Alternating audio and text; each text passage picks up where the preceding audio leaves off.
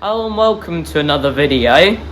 In today's video we are going to be continuing work on the Motostandard 1010, which is at a bit of a funny angle at the moment, as you can see.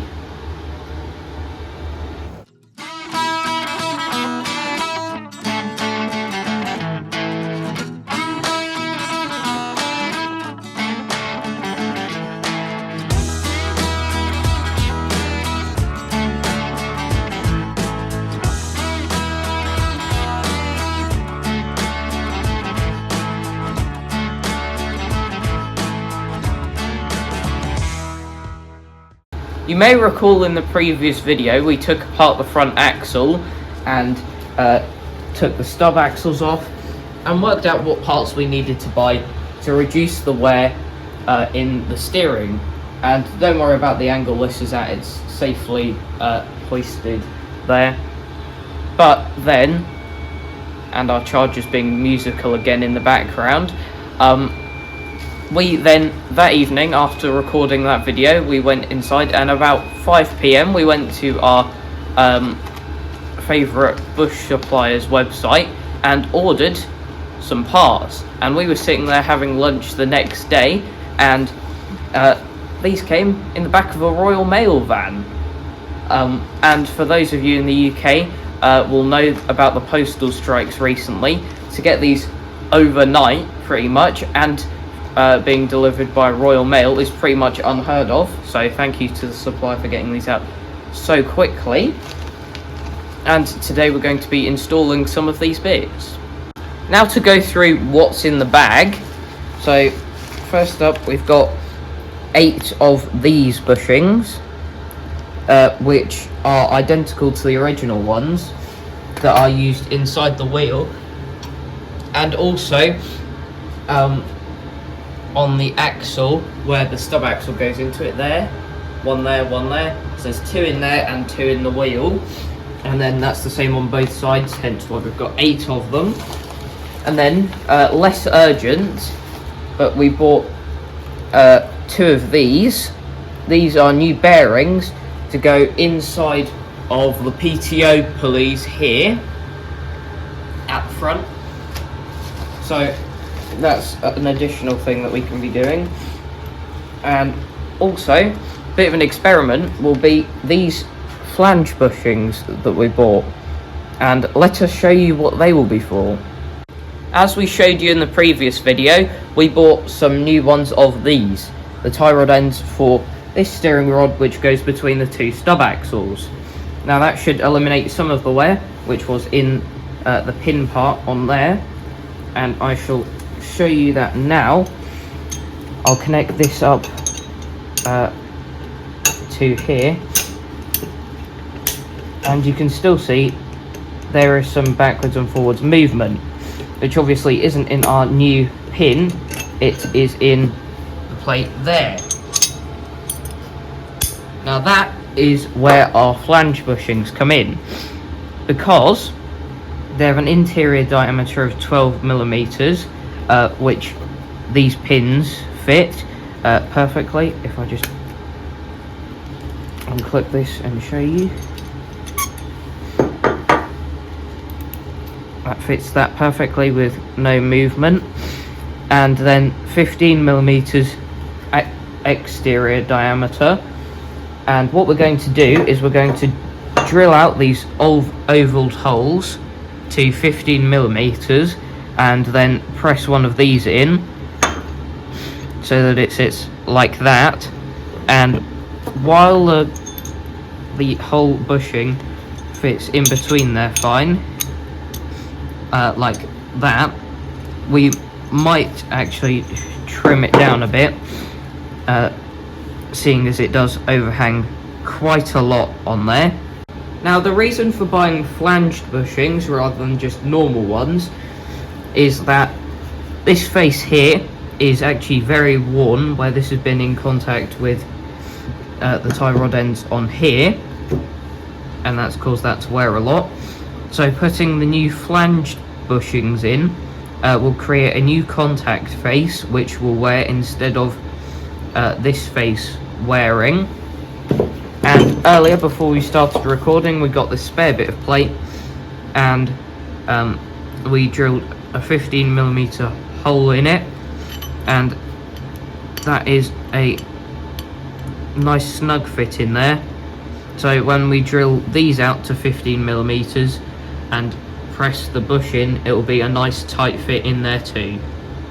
So we've now come around full circle back to why is this at a strange angle, and that was in preparation for this video so that we could access the most difficult plate that has some wear in it, but we want to put one of our flanged bushings on, which is this plate here, which connects the steering quadrant by a steering rod that we've got down here to this stub axle, and we want to take this out so that we can do the work on it, which we're probably going to do off camera.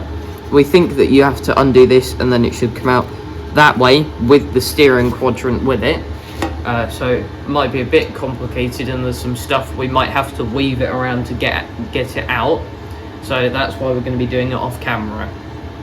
We have it out now, and that was quite difficult. You can see this part is actually quite rusty, so at least now we can clean this up and put it back in better condition, hopefully. Now you can see the slightly ovaled and worn hole there, which we're going to drill out using the mill rather than a drill, because that will be more accurate on the mill than it would be on a drill.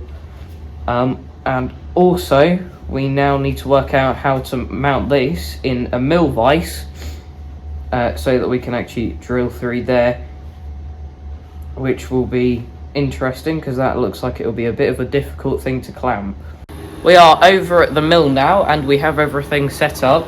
We have this massive mill vise, which was an auction special, and not fully sure if we've used this before or not, but it was the only one that we could work out how to make this take apart, which you can see that it goes under there, and then this above it quite nicely. Now we've got a 13mm drill in there at the moment because we're planning to turn this 12mm oval into a round hole before we go into the bigger sizes that we need. Ideally we would use an end mill for this rather than a drill, but we don't have one of the right size, so let's get going.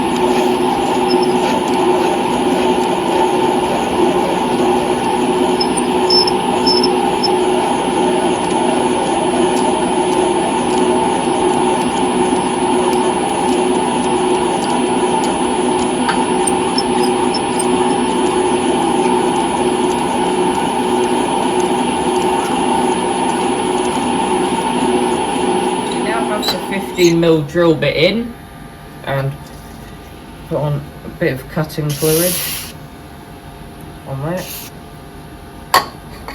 and we'll get going.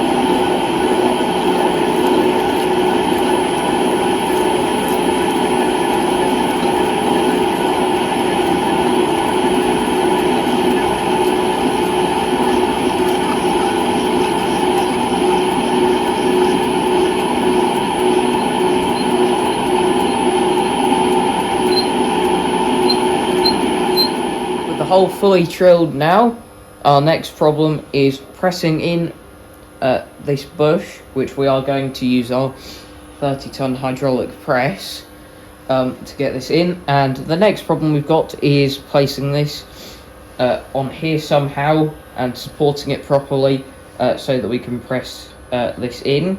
So we'll work out how we're going to hold this in the press, and then we'll come back to you. We now have it in the press, and we are going to see if this will work.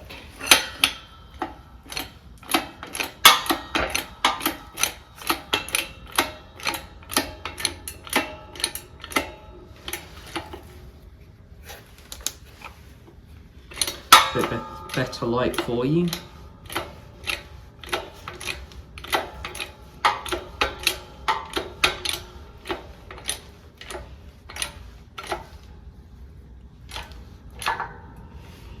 There we go, that should be about there. If I just undo this.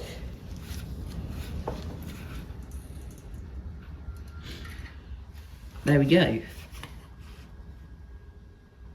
Once we'd gotten the bush in, we saw off the excess on this side, and if we look at how this fits now, it fits very nice and snugly there on the end part of it, but then when you push it through to where it is worn, you can see there's still movement in there. So this rod will need a bit of work to reduce that wear. However, this piece is now complete and ready to go back on. We've just quickly cleaned up this shaft here, and we are now going to lubricate this and refit this onto the tractor.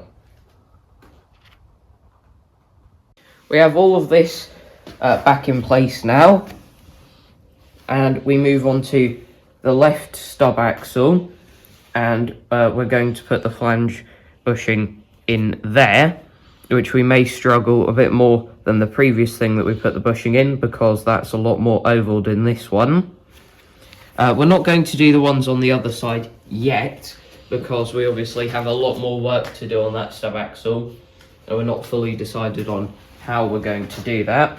So let's go over to the mill and get this stuck in a vise. We've repeated the process from the previous bracket, and we're now going to go to the 15mm drill bit.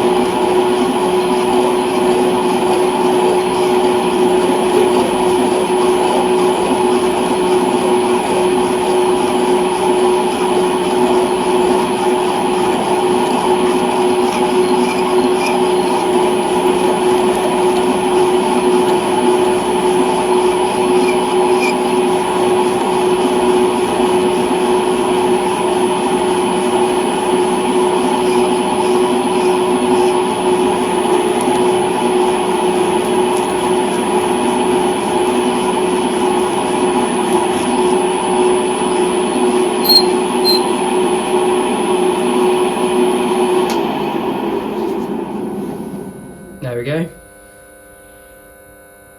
We now have the bush in this plate too, and we don't have footage of pressing it in because it was very difficult to hold in the press, but we got there in the end and it's in.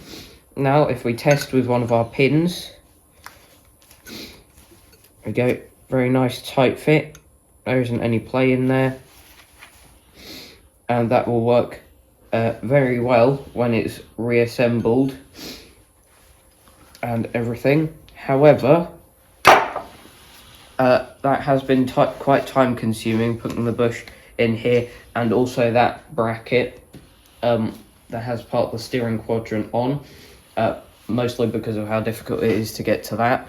However, we are running out of time now, so we're going to stop here for today. So that's it for this video. Thanks for watching, and I'll see you in the next one.